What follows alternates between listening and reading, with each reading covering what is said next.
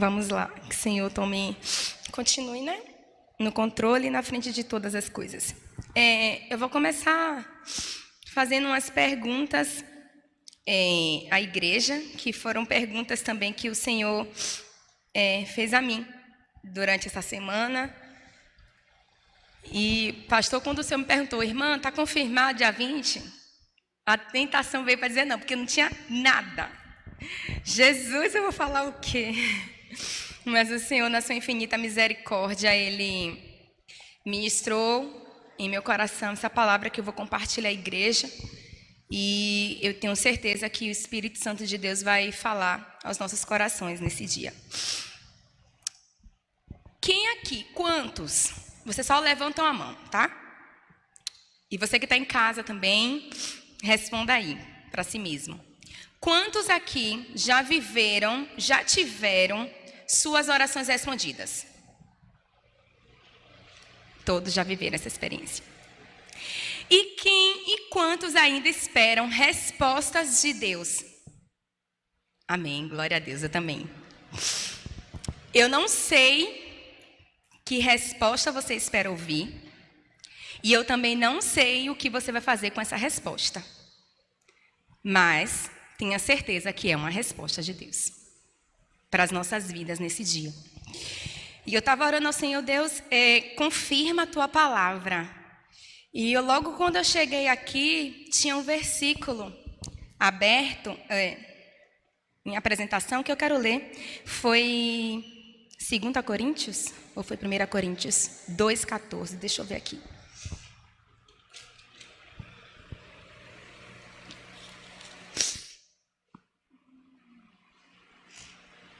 Não, então deve ter sido 2 Coríntios. Você lembra aí, Dai? Não é 1, eu só vi 2,14. Deixa eu ver aqui.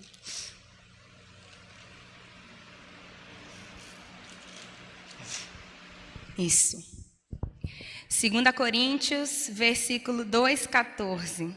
Foi o versículo que estava aqui em apresentação, que eu li assim que eu cheguei. E foi a confirmação que eu estava pedindo ao Senhor, né? Ele sempre confirmando, é sempre bom pedir, né?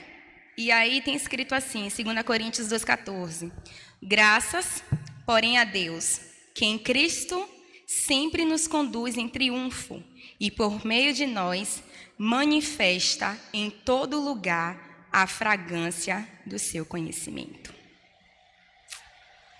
Graças, porém, a Deus, que em Cristo sempre nos conduz em triunfo e por meio de nós manifesta em todo lugar a fragrância do conhecimento. Eu quero ler também com vocês, eu quero que vocês abram aí em 1 Timóteo, capítulo 1, nós vamos ler os versículos 15 e 16. 1 Timóteo 1, 15, 16. Você que está em casa também, esteja com sua Bíblia, conferindo aquilo que vai ser lido aqui. E em Timóteo, o apóstolo Paulo escreve para o seu filho na fé, Timóteo.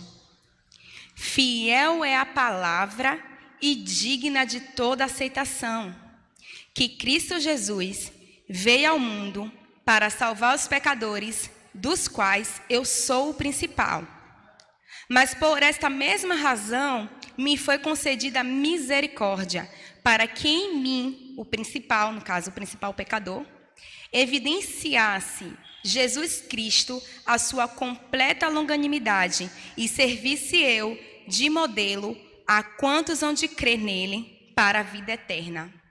Você está incluído nesse grupo? Você foi alcançado pela misericórdia e graça salvadora de Jesus? Amém. E se você ainda não foi, você que está ouvindo essa palavra, você que ainda não aceitou essa graça, deixa eu te dizer, essa palavra é digna que você acredite nela. Essa palavra é digna de toda aceitação, porque Jesus, ele veio para morrer, para nos salvar da condenação. E a outra referência que eu quero que vocês abram também está lá em 2 Coríntios, capítulo 4.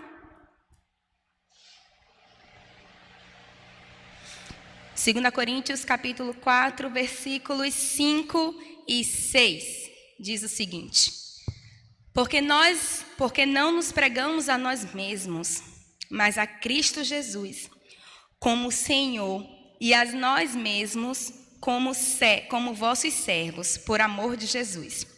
Porque Deus, que disse, das trevas resplandecerá a luz, Ele mesmo resplandeceu em nosso coração, para a iluminação do conhecimento da glória de Deus na face de Jesus Cristo.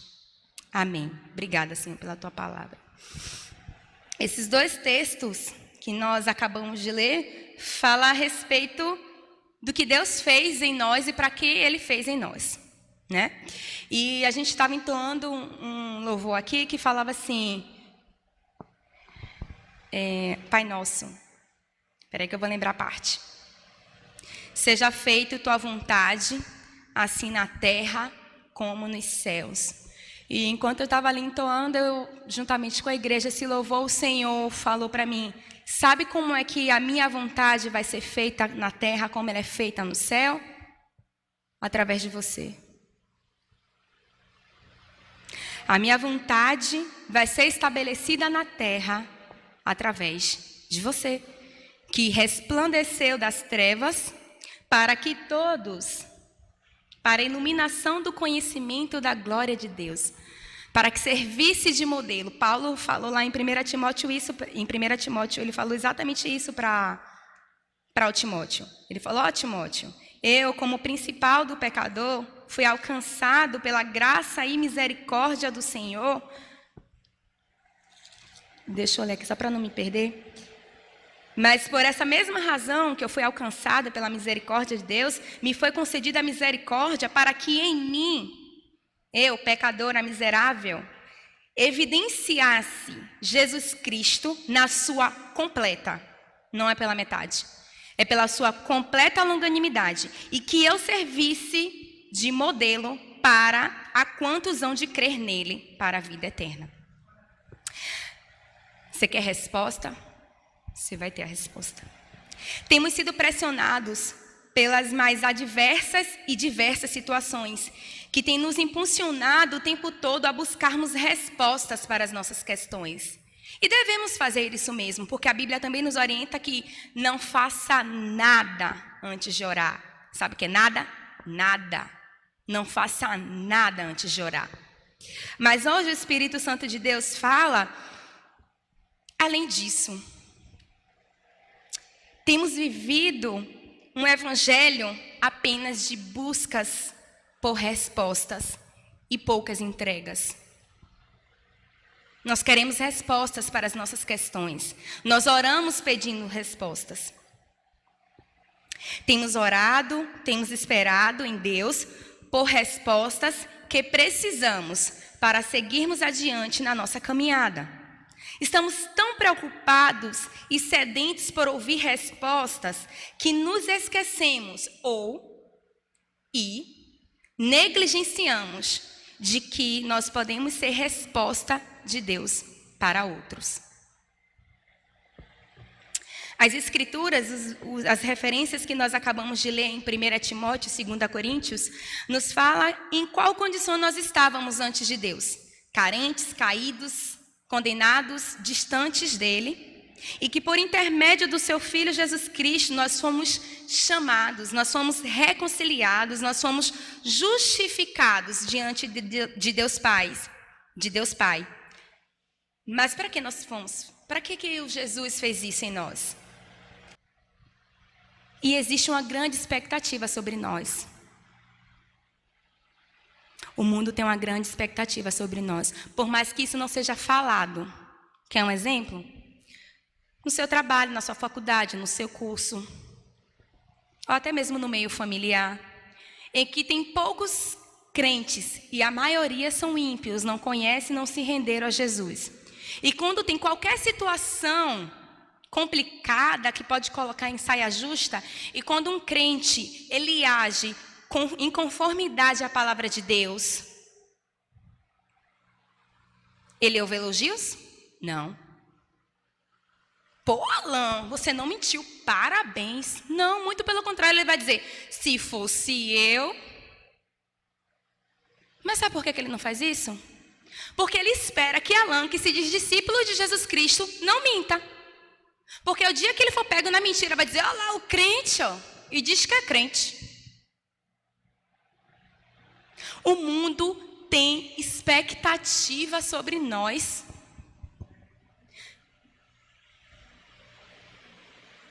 Porque senão, é o primeiro a dizer, ixi, crente que nada, sai crente de boca. Eu ouço isso várias vezes no meu trabalho, que tem algumas pessoas que se dizem cristão em Cristo Jesus. E eu tenho certeza que muitos já ouviram. Isso é crente de fachada. Por que eles falam isso? Porque o crente verdadeiro tem vida em conformidade à palavra de Deus. O crente verdadeiro, ele não só discursa, ele vive a palavra de Deus. Por isso que o mundo lá fora diz, esse aí não é crente não. Porque se fosse crente, não estava fazendo isso. Nós não fomos chamados para viver conforme esse mundo. Agir em conformidade com a palavra de Deus, muitas vezes vai nos colocar em lugar de desconforto, em lugar de desvantagem, de desprivilégio. Sim, vai sim nos colocar. Mas importa que você agrade a Ele. Oxe, Marilene, você é besta? Essa semana tem uma situação... Essa semana não, acho que tem 2 semanas, não sei, nem lembro, mas já passou. Mas eu fiquei com raiva na hora. Tem uma situação lá no trabalho, e aí a menina me respondeu de uma forma ríspida. E aí eu falei, eu acho que você não está entendendo o que eu estou falando com você. E aí ela respondeu de novo. Aí na hora, meus irmãos, subiu aquele negócio, voltou. Ainda bem que voltou, minha filha, se não fosse... Aí eu falo direto lá no trabalho. Ah, Jesus, se você não fosse na minha vida... Teve uma vez que teve um menino que estava enchendo meu saco. E eu fiquei tão irada, que eu falei assim, olhem, agradeça a Deus, porque eu sou crente. Porque se eu não fosse crente, você ia ver o que ia acontecer agora. Mas agradeça, de verdade, porque eu sou crente. Menino, ele me arregalou um olho. E isso virou piada lá no trabalho. Olhem, você agradeça porque Débora é crente, viu? Porque senão ia ver quem era a peça rara. E aí, eu falei assim, você não deve estar entendendo. E aí veio aquele negócio para dar uma resposta, botar ela bem no lugar dela, mas o Espírito Santo de Deus tinha ministrado em mim alguns dias, não foi nem semanas, foi alguns dias antes, que foi naquela passagem da crucificação de Jesus, em que Pilatos pergunta, e aí, fale, se defenda. Olha, eles estão te acusando, você não vai falar nada? E Jesus ficou em silêncio. Aí Jesus falou para mim, olhe, diante de algumas acusações, a melhor resposta é o silêncio. Eu falei, sério? Que nem Biel, sério mesmo? E aí eu me calei. E eu tinha certeza que isso ia gerar mais coisa, né? Ia render. Por quê? Porque eu não discuti. E aí, alguns dias depois, a gente tocou nesse assunto, aí a colega, ela não ia falar assim comigo não, que eu ia bem botar ela no lugar dela. Aí eu falei, tá vendo aí, Jesus? Eu tô saindo como o quê? Tá bonito pra minha cara? O que tá falando? Que a pessoa fez isso, que a pessoa fez aquilo. E aí o Senhor vira para mim, não vos conformeis com este século, mas transformai-vos pela renovação da sua mente. Nós não precisamos e, aliás, nós não devemos agir como o mundo espera que nós ajamos. Porque se eu fizesse como o mundo, como eu queria, carne, Camille queria agir, era igual a todo mundo, eu estava no mesmo barco, do mesmo jeito. E aí, cadê a diferença? Aí eu, amém, Senhor, obrigado porque o Senhor fala comigo, me deixa calada sem resposta. Não vos conformei, você não tem que agir igual a ela, não. E essa palavra, não vos conformei, conformar, não significa apenas se acomodar ou ficar é inerte. Significa de você realmente tomar forma. As suas reações não podem, não devem ser as esperadas pelo mundo. Engraçado, o mundo espera essa resposta, espera, né? Fica naquela expectativa de que, eu faria isso, eu torço para você fazer isso. Mas, na verdade, ele espera que a gente seja diferente. Porque nós não somos desse mundo. Aí o povo fala, quando fala alguma coisa assim, ele fala, não, Débora não, que Débora não é do mundo. Glória a Deus por isso. Nós não somos desse mundo e nós não precisamos e não devemos ter a forma dele. Nós não precisamos e não devemos nos comportar, agir e reagir diante do mundo como o mundo reage. Ah, Camille, mas a palavra de Deus fala que a carne é fraca, mas o Espírito de Deus está pronto. Mas o Espírito de Deus está pronto. Orar e vigiar.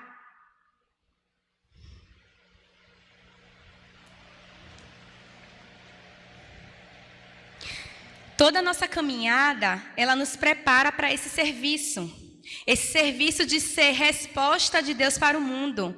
E a gente vai abrir lá em Romanos, capítulo 5, versículos 3 e... Eu vou ler do 1. Romanos 5, abra sua Bíblia, ou acompanha aqui. Não está não? Então abra aí sua Bíblia, se não tem quem tem Bíblia aí, ouça, preste atenção, que não pode sentar do lado. Romanos 5, vou ler a partir do versículo 1. Justificados, pois, mediante a fé, lembra? Temos paz com Deus por meio de nosso Senhor Jesus Cristo, por intermédio de quem obtivemos igualmente acesso, pela fé, a esta graça na qual estamos firmes e gloriamo-nos na esperança da glória de Deus. E não somente isso, mas também nos gloriamos nas próprias tribulações, sabendo que a tribulação produz perseverança, a perseverança, experiência, e a experiência, esperança. Perceba, nós somos glorificados, nós nos gloriamos não somente naquilo que nos alcançou, que foi o amor de Jesus Cristo, que nos deu redenção, que nos justificou para termos livre acesso a Ele. Mas também nos gloriamos nas tribulações, porque elas produzem esperança, a perseverança, experiência, e a experiência, esperança. Todas as nossas experiências, todas as nossas provações, tribulações, lutas, seja lá qual nome que a gente dê, elas servem de instrumentos do Senhor em nossas vidas para nos preparar, para nos fortalecer e para nos amadurecer, a fim de sermos usados como exemplos para apresentar Jesus para outro. Quem nunca passou por essa experiência? Eu lembro de quando eu e Alan perdemos o Davi, quando nós descobrimos, né, que o bebê estava sem batimento cardíaco. Eu perdi meu chão. E aí Alan falou assim, usado divinamente por Deus, porque ali foi Jesus purinho, não foi outra pessoa. A médica, quando acabou de fazer a ultrassom, ela fez a ultrassom calada, não me falou nada. E quando ela acabou, ela falou assim, mãe, o bebê está sem batimento cardíaco. Aí eu, hã? Mãe, o seu bebê está sem batimento cardíaco. E aí eu desabei, comecei a gritar, a chorar. E a Lamô virou para mim e falou assim, vocês vão dizer que foi Jesus, porque só foi Jesus. Ele falou assim, todas as coisas cooperam para o bem daqueles que amam o Senhor. Ele falou bem pausadamente, para ver se eu entendi. Aí eu pensei na hora, ele deve estar de brincadeira comigo. Não, ele só pode estar de brincadeira comigo. Como é que essa situação pode estar servindo para o meu bem? Creia, estava. E aí a gente foi direto para uma maternidade particular. para poder fazer atendimento, né? Porque eu não poderia ficar mais com aquele bebê, para não ser risco para a minha vida. E aí eu fui sedada, enfim, não sei o quê. E aí quando chegou o momento de fazer o parto, porque precisava ser feito o parto, o plano disse que não cobria parto, não. Como assim? Eu fiz o meu pré-natal todo. O seu plano não tem obstetrícia, não. Só se você pagar. E aí nós tivemos que ir para uma maternidade pública. E Deus me livre de ir novamente. Não porque é pública não, viu, meus irmãos? Porque Gabriel nasceu em uma maternidade pública, excelente. E se eu tiver filhos novamente, o Senhor me permitir, eu voltarei para essa maternidade, que foi uma bênção na minha vida. Mas nesse contexto em que eu estava passando, por essa prova que eu estava passando, eu fui para uma maternidade pública e foi a pior experiência da minha vida. E aí tem um irmão nosso, da nossa igreja, a igreja depois foi comunicada, né, a respeito do que tinha acontecido, e no dia seguinte, como eu já cheguei de madrugada nessa maternidade, eu não iria fazer o procedimento, seria feito no outro dia, mas eu ia ficar sendo monitorada. E aí foram muitas pessoas me visitarem, sabe? Eu me senti assim muito abraçada. A igreja, de fato, foi instrumento de cura, sabe, na minha vida. Eu lembro que até cartinhas do departamento infantil eu recebi que minha mãe levava. Então, assim, a igreja de Deus realmente foi resposta de Deus na minha vida naquele momento. E aí eu lembro de um irmão que chegou bem cedo. Só que ele não entrou, ficou lá fora. E todo mundo que entrava falava assim, tem um irmão aí fora, mas não falava o nome, eu não sei porquê, que chegou cedinho, e toda vez a gente pergunta se ele quer entrar, ele diz que não. Poxa, não faço. Aí descreviam como ele era fisicamente, eu não faço ideia quem seja esse irmão. E todo mundo que entrava, que ia me visitar e orava comigo, falava, nananã, me consolava, falava isso. Até que até próximo ao fim da visita, né? Esse irmão resolveu entrar. E para minha surpresa, foi uma pessoa que eu jamais imaginei, nem sabia que ele sabia que eu existia. Você tem noção do nível de relacionamento que eu tinha com ele? Zero. Se existe menos zero, era isso. E aí oxe, o que ele está fazendo aqui, meu Deus do céu? E ele virou para mim e falou assim, deixa eu te falar uma coisa. Você vai sair mais forte e mais crente do que você já era.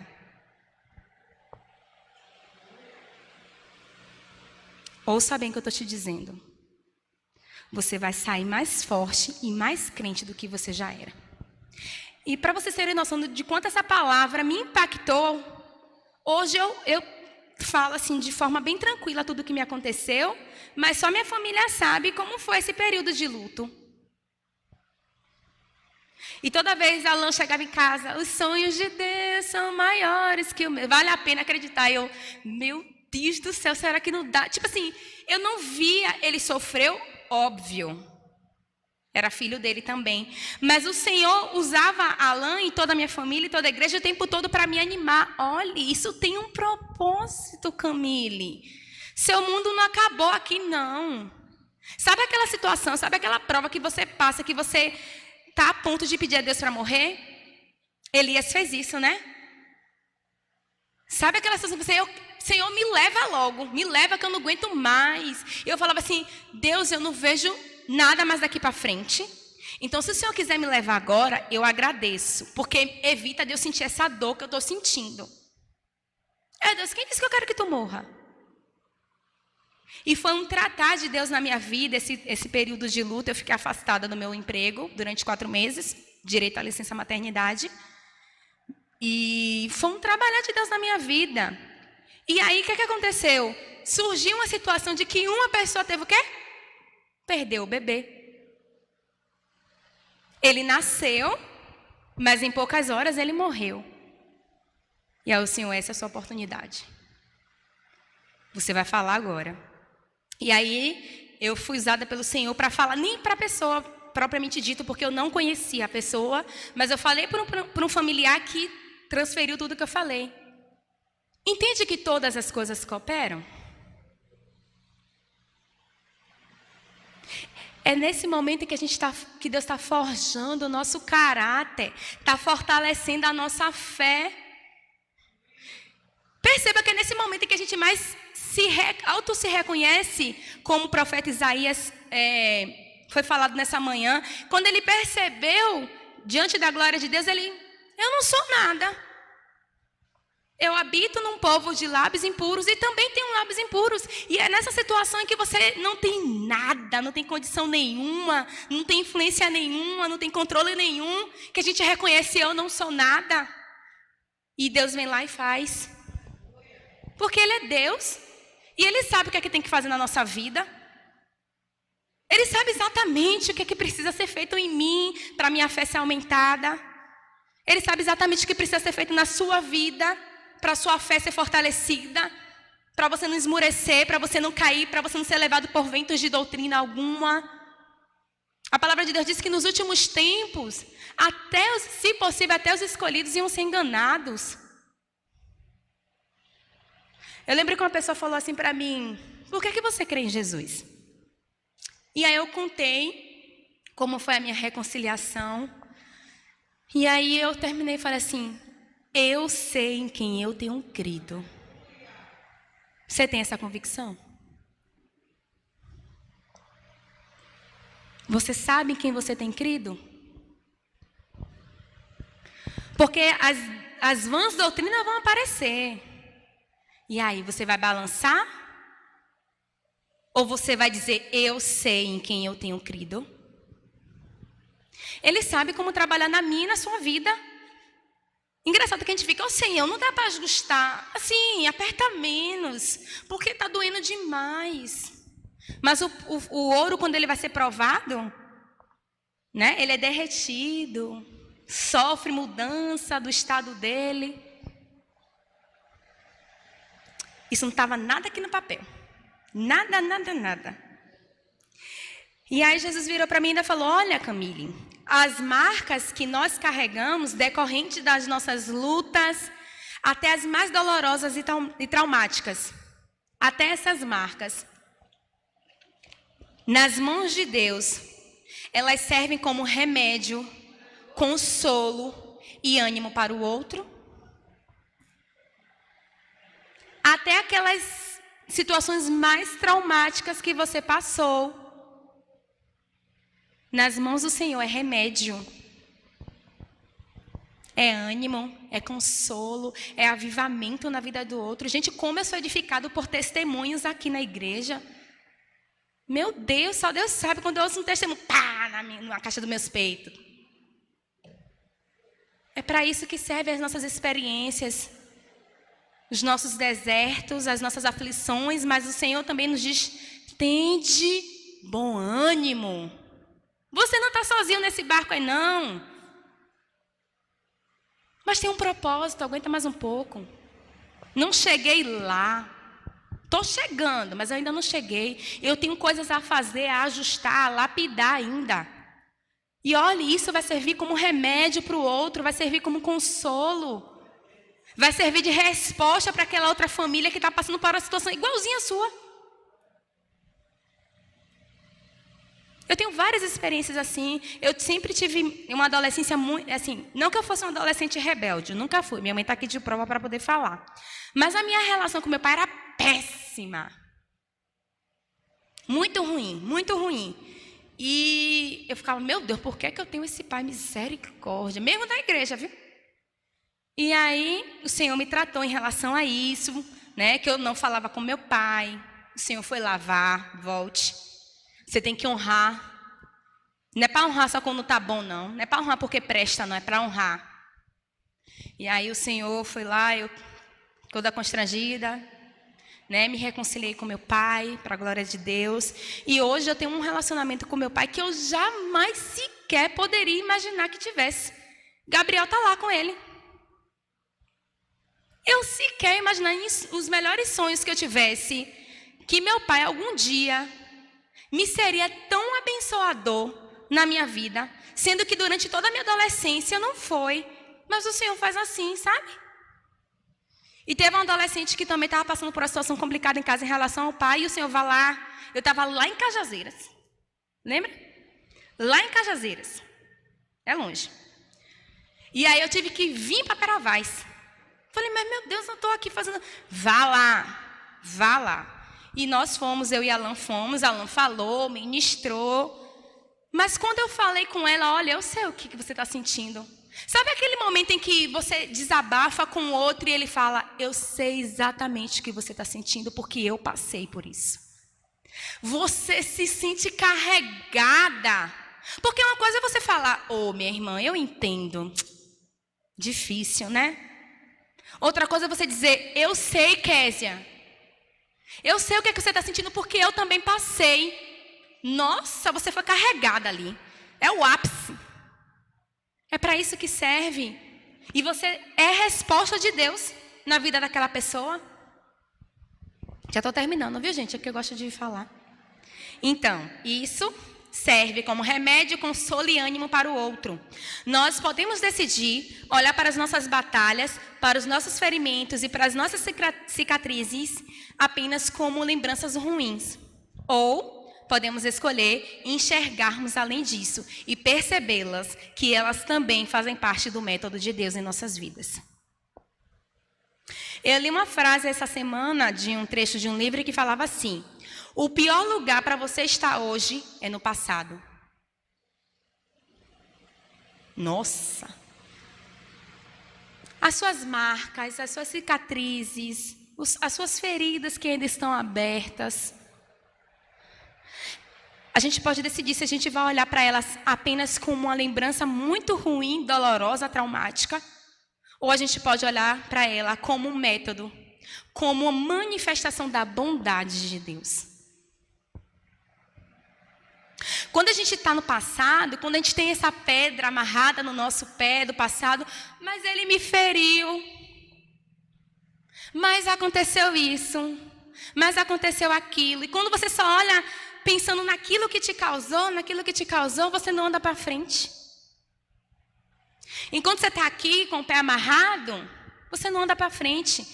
Você perde tempo em viver aquilo que o Senhor quer fazer através da sua vida. Com aquela experiência também. Mas você só está olhando para ela e vendo, tadinha de mim. Céus, vida. Que vida difícil. Vida de crente é difícil mesmo. Mas nós não estamos sozinhos. E isso faz toda a diferença. Faz toda a diferença. Então a gente pode escolher olhar para as nossas marcas, para as nossas dores, para as nossas experiências traumáticas e olhar e decidir, não, foi um instrumento de Deus, porque Ele tem um propósito nisso também na minha vida. E não só para a minha vida, mas é para alcançar o outro, é para curar o outro, é para ser resposta para o outro.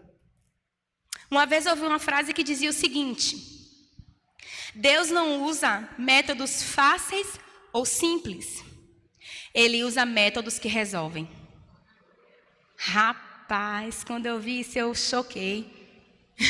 Ele sabe exatamente o método que usar na minha e na sua vida. Porque Ele vai usar um método que resolve. Deus é resolutivo. Ele soluciona. Ele é suficiente. Ele é completo. A graça dele nos basta para enfrentarmos todos os dias maus que virão. Ele é completo. Ele faz da forma que resolve. Ele não vai fazer uma obra e vai deixar meia. Ali podia rebocar melhor, né, Jesus? Não, ele vai quebrar.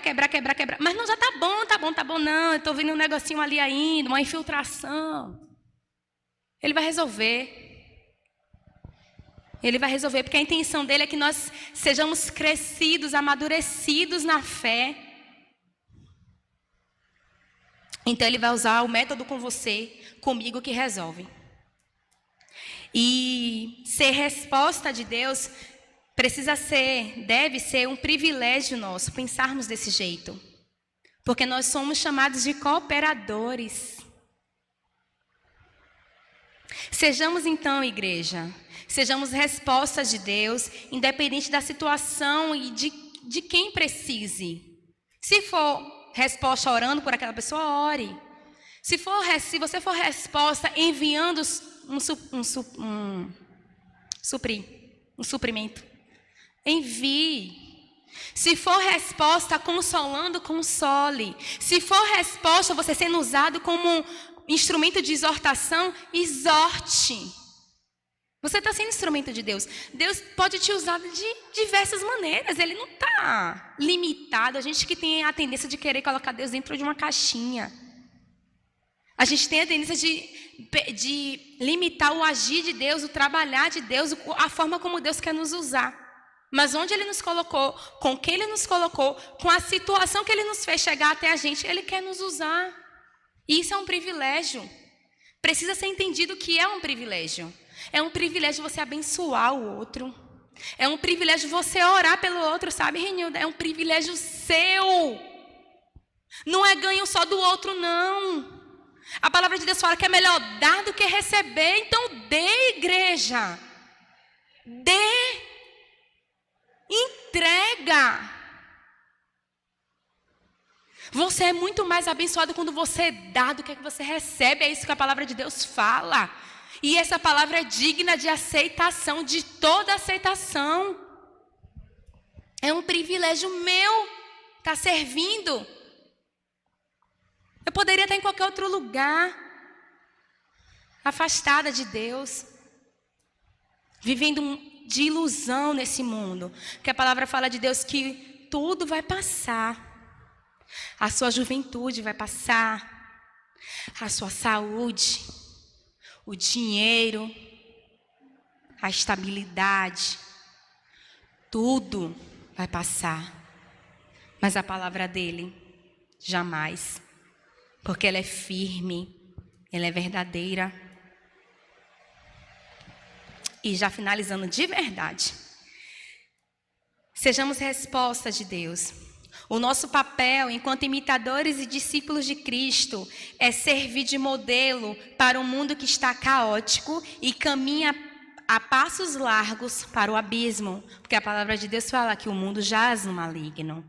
E isso é perceptível. Não precisa nem você ler a Bíblia para saber disso. Não precisa nem você ser crente. Eu ouço o tempo todo os meus colegas não crentes falar: é mesmo, é o fim do mundo. Ixi, não está escrito na Bíblia dela, Débora? Tá, sim.